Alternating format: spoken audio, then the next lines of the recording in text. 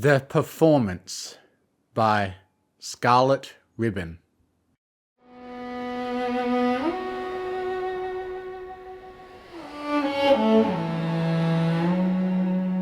Improvisation.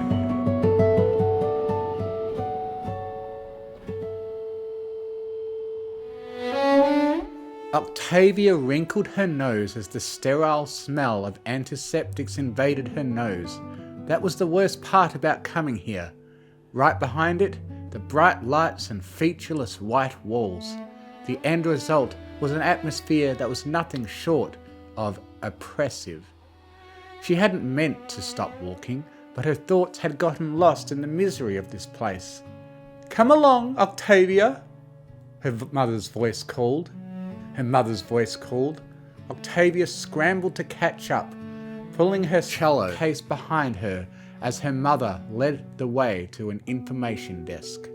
"Good evening," the receptionist greeted them, and then his gaze fell to Octavia and the case she was lugging with her that dwarfed her in size. He smiled warmly. "I suppose you're here for the Hearth-Warming Eve Strings Quartet?" Octavia blushed. Yes, I am, sir." The receptionist and Octavia's mother both shared a light-hearted chuckle. "Head on down that hallway there," he said, pointing, "and then take the third right and then the first left. If you get confused, just ask any of the nurses." "Thank you, sir," Octavia's mother said, bowing slightly. Octavia repeated her mother's actions before they both turned to follow the instructions they were given. Those directions led to a small chapel that was far friendlier than the rest of the hospital. The walls in here were panelled with fox wood slats, and the lights were a warm yellow instead of the searing white elsewhere. And there was an elevated podium where 4 music stands stood like islands of black amongst their earthen tones. Several chairs were positioned around the chapel, although most of them were empty. Several patients, many with various medical devices attached to them, sat patiently in their seats.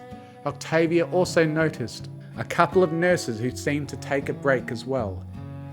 Octavia stepped up to the podium and started getting her instrument ready. A classmate of Octavia's was already there, tuning his violin. There wasn't really a broad plan in place for this holiday performance at the Ponyville General Hospital. It was a charity event, done spur of the moment. So Octavia simply listened as he turned his instrument and tuned her cello to his strings as well. Once satisfied with the tuning, she placed a small booklet on the stand in front of her. The songs for this event were just basic arrangement of traditional songs, ones that Octavia might be able to play by ear if needed, but the small book was still useful. The 2 remaining performers had yet to arrive, so Octavia looked out at the seated ponies. An older unicorn rocked softly in her chair in the back corner, her menagerie of medical devices swaying with her. Octavia's own mother was sat next to a young Pegasus with both a broken wing and a broken leg. Surely the result of a horrible accident gone wrong. But Octavia's eyes were instead drawn to a younger unicorn filly, around Octavia's own age, sitting completely alone and fidgeting impatiently. Her white coat and blue mane stood out in the soft light, but it was her striking red eyes that were the main distraction, and Octavia's heart began to flutter in her chest. Time passed in a relatively awkward silence as she tried not to stare at the filly. The viola player and the other violinist were still missing, even though the event's start time was rapidly approaching. Some patients began fussing. In a fit of frustration and desperate to stop being distracted by the filly, Octavia drew the bow across her strings slowly. Octavia didn't know what she was playing, but she didn't care. Another note sang out, followed by some simple chords. It slowly took on a familiar heart-warming melody.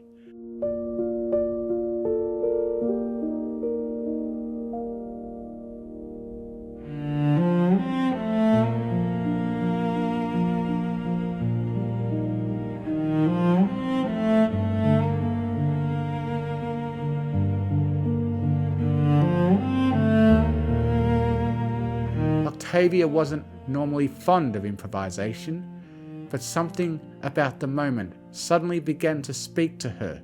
More and more, Octavia played with a creative spark that mixed up the old traditional song with a much more modern feel. Though it was familiar, it was distinctly different. A song that wasn't written anywhere except her heart. The song grew and took a life of its own as the tempo rose. The melody gave call and response, swelling and ebbing. At a certain point, the violinist joined in, playing a more rote, traditional take on the melody. But Octavia barely paid it any mind. She simply played. In her heart, she slowly realized she wasn't playing for herself, and she wasn't playing for the audience. She was playing for that other filly, the one who seemed to be completely alone. The flash of light coming from her flank didn't even register with her as she continued her vivacious performance.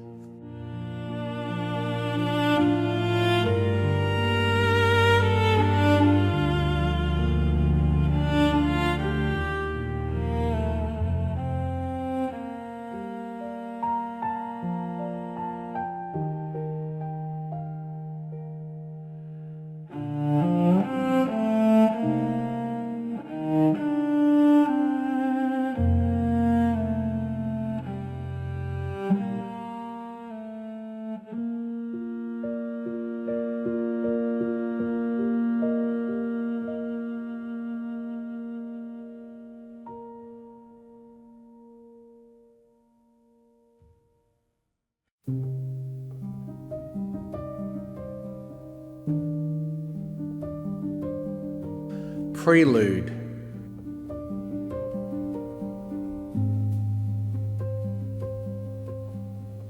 The auditorium was dim. Hushed whispers reached her ears, but Octavia paid them no mind as she took her place at the front of the stage. She peered to her right, where the silhouettes of the rest of the orchestra blocked out the dull red lights from the back of the stage. Every performer was in their place with their instruments. Violins, horns, violas, trombones, oboes, tubas, trumpets, a harp, flutes, and a handful of percussion instruments. Octavia smiled to herself nervously. She was the only cellist for tonight's performance. It was a single piece, the introduction to this year's Hearth's-Warming Eve pageant. The composer of tonight's piece was a dear friend, and Octavia was proud to have the chance to perform it tonight in front of hundreds of Canterlot's finest ponies. The lead oboe sang out a forlorn, sustained A. The audience hushed. The rest of the orchestra quietly began to play their own A. Octavia slowly drew her bow across the A string and listened intently. Each performer went through the tuning ritual, producing waves of different pitches up and down the scale as the strings players tested all of their strings, and minute adjustments were made. Each instrument faded away as the various performers were satisfied with the results. The sound reverberated through the hall for a moment, letting the sheer breadth of sound warmly linger in the air, filling the auditorium's audience with a sense of grandeur. The conductor, an older white unicorn mare with a blue mane and matching eyes, was shuffling nervously back and forth. Next to the unicorn, a green earth pony tapped her with a hoof, and they both approached the conductor's podium. After the unicorn conductor stepped up to the podium, the earth pony trotted to a microphone on the side of the stage. A spotlight came on, illuminating him. "Good evening, fillies and gentle colts," he announced. "Tonight we are going to be treated to some amazing performances. First up we have the Canterlot Philharmonic Orchestra, conducted by Aeolian Mode." A second spotlight came on the conductor, who bowed deeply to the audience, her ears flicking this way and that while the warm light remained focused on her. And with a special solo performance by Canterlot's own Octavia Melody. A third spotlight came on, and this one right in Octavia's eyes, rendering her nearly blind to the audience. who's tapped out a light applause. The earth pony stepped aside and the spotlights faded. The stage lights came up to a warm glow as the applause died. Out of the corner of her eye, Octavia saw the conductor pick up her baton with a magic. Every performer's instrument shifted from its resting position, now prepared to play. Octavia raised her bow, and with a flourish, the song began. Andante. Violins, flutes, and bells rang out as the song began. The melody, initially, was familiar to ponies of all walks of life, a traditional hearts-warming tune, only fully orchestrated. Horns and violas followed several measures later as the sound built up to something more grand. More and more notes continued to shake up the leitmotif with each phrase, adding a bit of unique flavour.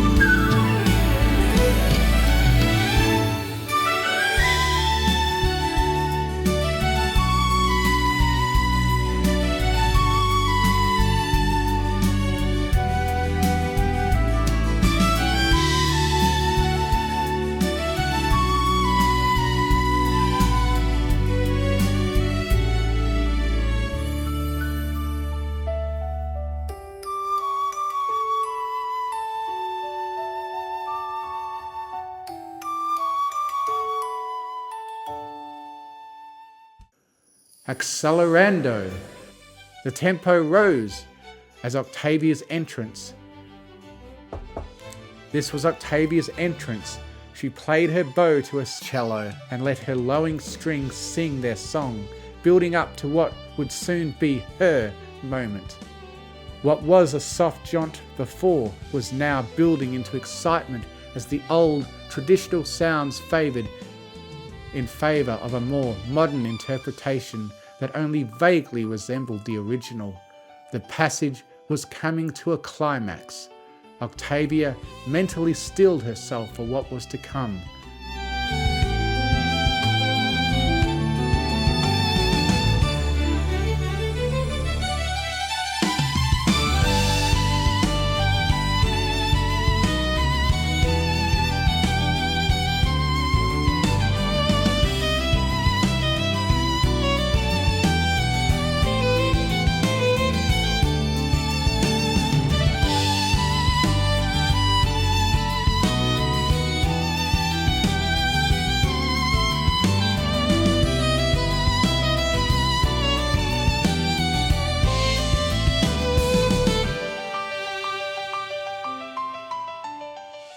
Crescendo.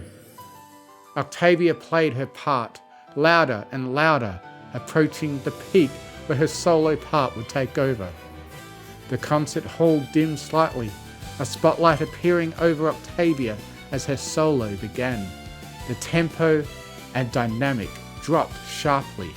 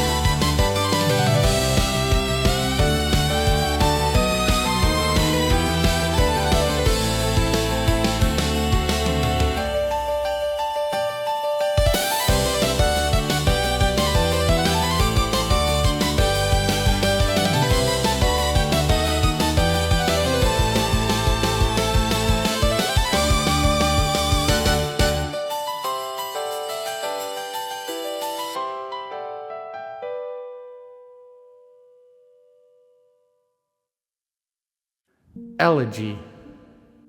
The orchestra faded away to just the soft cries of the horns, which faded away, and then soon Octavia was alone. She had practiced this solo several times.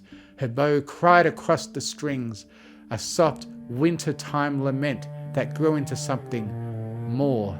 Octavia became lost in the music as she played, a memory that seemed like a lifetime ago coming to her mind.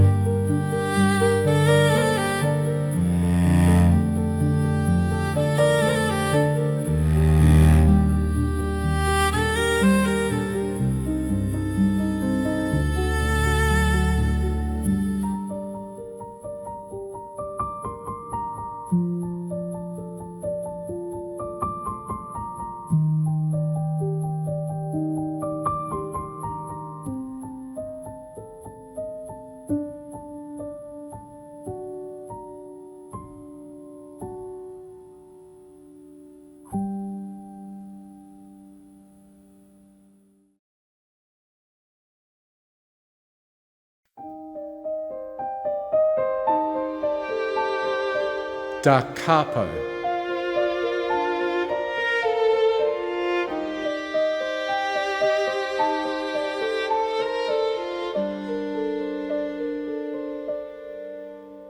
It was lunchtime, but Octavia was taking the opportunity to get some extra credit done. High school was rough. Octavia! Looking up from her homework, Octavia saw one of her classmates approach with some papers held aloft in her magic. Yes? Some alicorn brought this by and asked me to give it to you. The papers floated in front of Octavia and dropped to her desk. The pages were of poor quality and fairly worn, but it was sheet music? The top of the page boldly proclaimed Untitled, which caused her to snort in mild amusement, and the composer was... What? Octavia blurted in confusion. She flipped through the pages, a two-part piece for cello and violin, but there were no further clues. Who did you say gave this to you? I don't know, her classmate replied again. I think she's from the class below us. White unicorn, blue hair, wears sunglasses. Octavia stood up, nodding. Thank you. After exiting to the hallway, Octavia took off at a gallop, earning a quick rebuke. from the hall monitor, which she promptly respected just long enough to get out of sight and resume again. She peeked in the doorway for the class below and turned around. A unicorn matching the description given was sitting quietly, alone in the corner, eating lunch. Now that she was here, she realized she didn't know exactly what to do.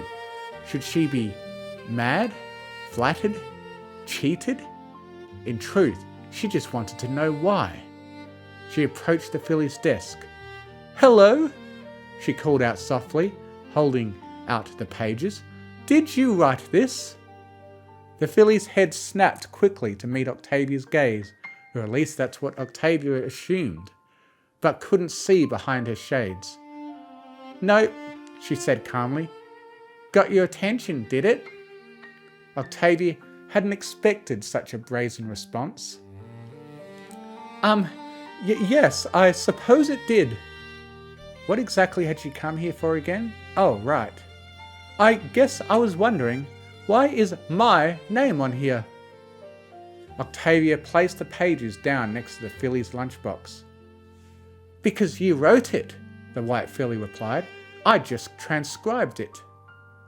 Confused, Octavia looked at the pages again, this time paying closer attention to the actual music. This is... The pages dropped out of her hooves to the floor. You transcribed that?" The filly nodded. "Every single note. I can't guarantee it was perfect, but I'm pretty good at it." Her horn lit up and the scattered pages reassembled themselves back onto the desk. "Why did you do that?" Octavia very nearly shouted the filly's name, but then realized, I guess I don't know your name," she finished, slightly calmer. "Name's Vinyl," the filly replied casually. "Vinyl Scratch." She reached up to her nose and removed her shades. Octavia's heart began to race as she became instantly entranced by Vinyl's red eyes. "You were amazing, by the way. But I know a crush when I see one." "A what?" Octavia blurted. "Nothing," Vinyl said, a half-cocked smile spreading across her face. "We can talk about that later. For now, we'll stick to your question. Why did I do it? Because it was an amazing performance. I fell completely in love with you." She gestured at her cutie mark, 2 8th notes joined by a bar. "You got your cutie mark from playing it. I got mine from transcribing it." "In love with me?" Octavia blurted, suddenly confused, before her strict upbringing kicked in and demanded a response. "And, congratulations, I guess." "Thanks." Vinyl smiled in a way that threw Octavia off again. "It was really important to me, still is, really. I transcribed it for my mum, and she's the most important pony in the world to me." Octavia paused. "You transcribed it for her?" "Oh, yeah. She wasn't able to make it. She was in surgery during your performance, and I had nothing else to do. I sang it to her at first, but it was really obvious I couldn't truly replicate it on my own, because I can't sing chords. My mum used to be a music teacher, so I wrote it down. Took me 3 weeks. "Wait a minute," Octavia interrupted. "It took you 3 weeks? I performed that 4 years ago." Vinyl disarmed Octavia with a smile again. "Yeah, I've been meaning to give it to you, but I didn't realize until afterward what it was. Less than an ideal plan. See, my mum, she never regained her sight after that trip to the hospital. She never got to read it. But I don't need it anymore, so I want you to have it." Octavia just stared at Vinyl, her jaw slack with confusion. "You seem very casual about this, but this sounds very heartbreaking for you." "Well, it is, but I processed it years ago," Vinyl said, rolling her eyes. "That sheet music, it's kind of special to me, you know, giving away the very pages that got me my cutie mark.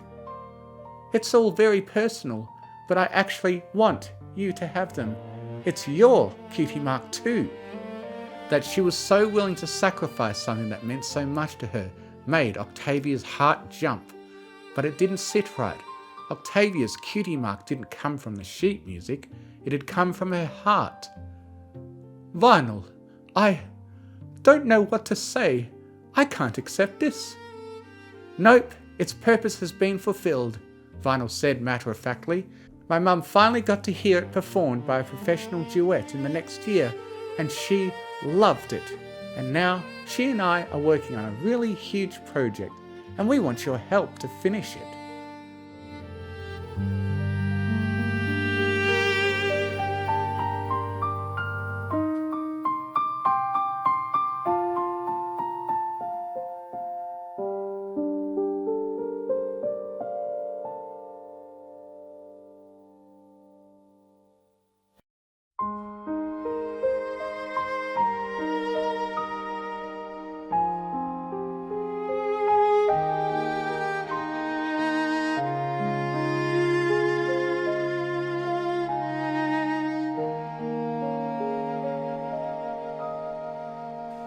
Coda.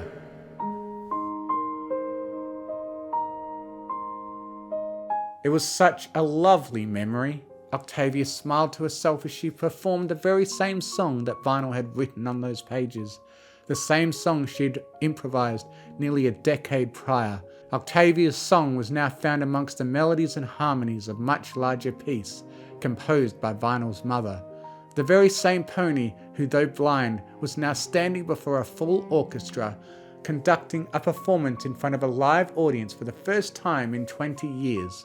With that thought in her heart, Octavia poured her entire soul into her instrument. Her solo performance, transcribed entirely from memory by the unicorn who had been listening that day, was now played with the same passion and heart that Octavia had played it originally, because now she played it for a much bigger purpose, to make an old mare's dreams come true. The strings sang a song that touched the hearts and minds of every pony in the amphitheatre that night. A wordless story that no one truly knew, yet every pony could feel. Octavia took them on a journey of self-discovery, of family, and of holiday cheer. And then her solo was over. The rest of the orchestra slowly returned as the spotlight on Octavia faded away, giving her a reprieve from the heat. Her part continued, now backed by the rest of the ensemble, as the final few phrases of the song played out, and then Octavia's part came to an end. She looked over at the front of the orchestra, where Aeolian's mode, Magenta Magic, waved her baton about with pride, gesturing for different parts to play louder and softer, until the final chord played, sustained, and the baton circled about to cut it off. The hall echoed briefly with the final overtones of the horns. The audience sat in awed silence. Several beats later, there was an explosive applause. The spotlight came on again, focused on the conductor's podium. Octavia smiled as Aeolian turned and took a bow, not quite managing to face the right direction until the oboist stood up to turn her. A second spotlight came on, focused on Octavia, and she took a bow of her own. The audience doubled. Octavia's heart swelled with pride. She straightened up and glanced over at her mother-in-law's tear-streaked face. But her pride was not for herself, even though the world saw this as Octavia's moment. She knew otherwise. There was another pony who had worked for years to make this moment happen, and now she was finally able to live her dream again.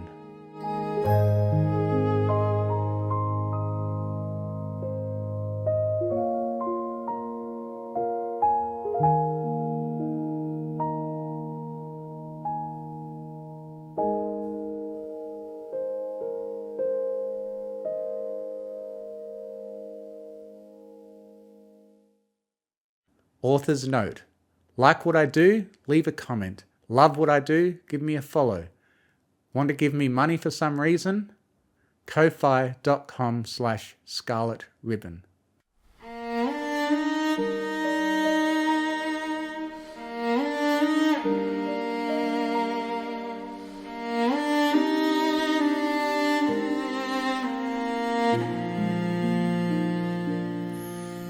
I stepped into the spotlight, bowed trembling in my legend ringing gently off the roof. But as the tuning faded and the hall fell still and deep, old memories awakened, ones I never meant to keep.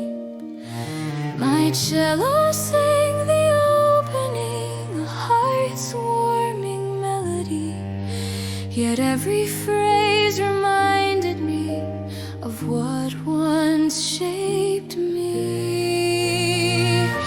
The years rolled back in rhythm, the music pulled me through to a filly finding courage in a world she hardly knew. In every note I remember, every bow stroke brings me home. Through the fear and through the sorrow, I was never playing alone.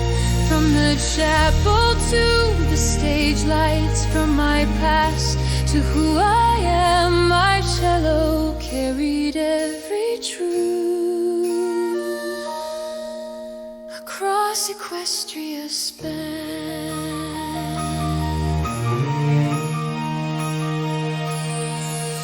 I practiced in the moonlight, improvising just to cope, letting every rising phrase become a lifeline made of hope. Da capo brought me backward, repeating what I'd learned, finding strength within the places where my heart had once been burned. And coda came so softly, like a final quiet breath, a place to rest the memories I'd held so close to death.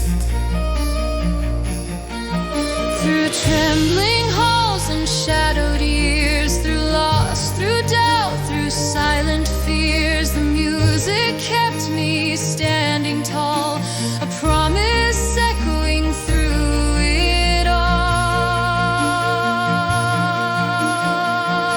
In every note I remember, every phrase a guiding light. All the ponies who believed in me are with me here tonight. And when the final cadence falls and silence fills the air, my cello sings a promise still. I'm stronger for what brought me there.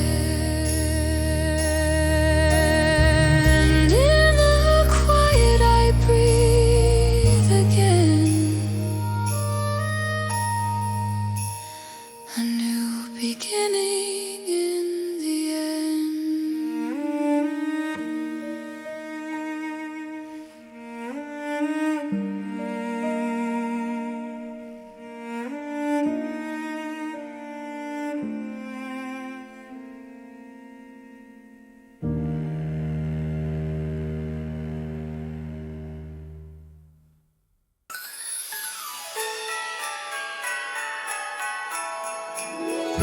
It's the Mystery Pony Fiction channel, Mr. A. Also available as a podcast on Spotify. Pony and Dizzy Moonbow is best pony.